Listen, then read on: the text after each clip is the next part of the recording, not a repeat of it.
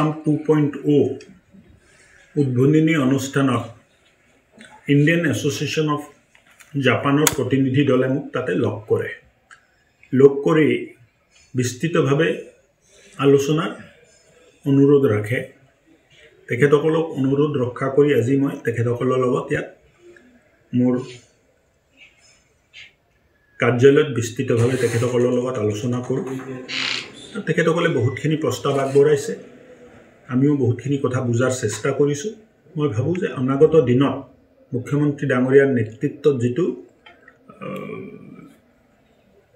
ইনভেষ্টমেণ্টৰ যিটো পৰিৱেশ হৈছে, এটা ধুনীয়া পৰিৱেশ হৈছে। এটা সময়ত অসম অশান্ত হৈ আছিলে।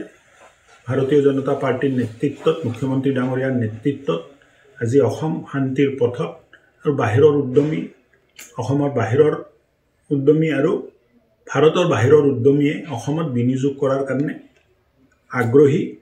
তেখেতসকলে যিবিলাক উদ্যোগ ইয়াত স্থাপন কৰিব, ইয়াৰ দ্বাৰা ইয়াত আমাৰ বহুত নিবনুৱা ল'ৰা ছোৱালীয়ে সংস্থাপন পাব, বিশেষকৈ ইঞ্জিনিয়াৰিং কৰা ল'ৰা ছোৱালীয়ে সংস্থাপন পাব। আৰু মই ভাবোঁ যে এটা ভাল পৰিৱেশ নিৰ্মাণ হৈছে। জাপানে কেতিয়াবা আহি অসমত আগ্ৰহ কৰিব বা আলোচনা কৰিব তেনেকুৱা আমি কোনোদিন ভবা নাছিলোঁ, কিন্তু আজি দিল্লী, মুম্বাই, বেংগলোৰ, পুনে, কেলকাতাৰ কথা বাদেই জাপান, কোৰিয়া, ছিংগাপুৰৰ পৰাও উদ্যমীসকলে আহি ইয়াত উদ্যোগ কেনেকৈ কৰিব পাৰি আৰু কেনেকৈ আমি আগবাঢ়িব পাৰি তাৰ চিন্তা কৰা। আৰু স্বাস্থ্য খণ্ডৰ কথা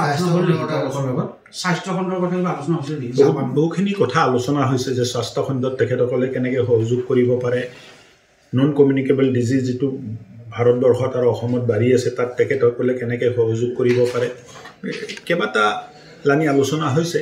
ভৱিষ্যত আৰু আলোচনাৰ পথ আমি মুকলি ৰাখিছোঁ যে আমাৰ ডেলিগেশ্যন এটা জাপান যাব, যাই বিস্তৃতভাৱে তেখেতসকলে কি কৰি আছে আৰু কি ইয়াত আমি কৰিব পাৰোঁ তেখেতসকলৰ লগত সহযোগত, তাৰ ওপৰতো আলোচনা কৰা হৈছে।